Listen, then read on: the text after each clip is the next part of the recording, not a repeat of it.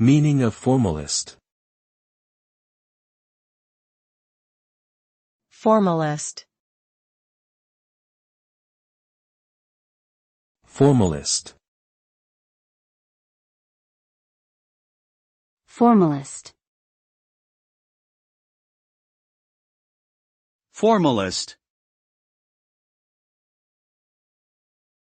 The term formalist generally refers to a particular approach to art, literature, or other cultural works that emphasizes the structure, form, and style of the work over its content or meaning. Formalism often places great emphasis on the use of technical elements such as language, composition, and imagery in creating a work of art. This approach can be seen as somewhat conservative and objective, as it focuses on the observable qualities of a work rather than subjective interpretations. However, formalist analysis can still reveal important insights into a work's aesthetic impact and historical context.